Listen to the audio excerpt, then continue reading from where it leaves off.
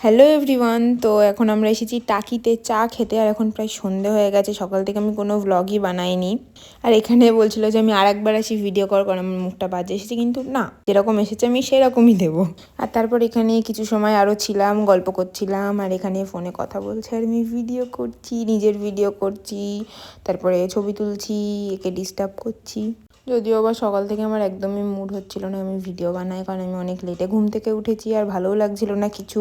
তারপর এখান থেকে ফুচকা খেলাম। তো এখানে এর আগেও ফুচকা খেয়েছি, দারুণ করে ফুচকাটা। এটা থুবর মোড়ের ওইখানে।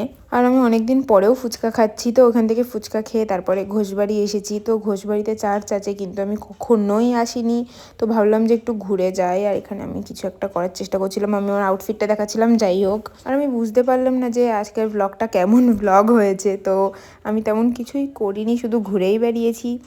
আর এখানে রীতিমতো আমরা দুজনেই ঠান্ডায় কাঁপছি, এতটা ঠান্ডা পড়েছে আজকে। আর আমি এখানে এটাই বলছিলাম যে আমি এর সাথে গন্ডগোল করেছিলাম কালকে, আর এখন আমি এসেছি ঘুরতে।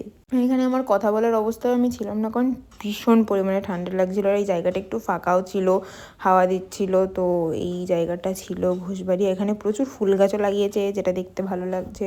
তো আমরা ঘোষবাড়িতে বেশ অনেকটা সময় ছিলাম, ভিডিও করছিলাম, গল্প করছিলাম, হাঁটছিলাম, এইসবই করছিলাম। আর এইখানে আমার এতটা ঠান্ডা লাগছে যে আমি হাঁটতেও পারছি না ঠিক করে, কারণ আমার ভীষণ ঠান্ডা লাগছে। তারপরে বাড়ি চলে আসলাম, এসে আঁকতে বসেছিলাম, যেটার কোনো ভিডিও করা হয়নি। আর আমার চুলটাও কি সুন্দর লাগছে, যেদিন চুলটা ভালো লাগার কথা সেই দিন তো ভালো লাগেই না।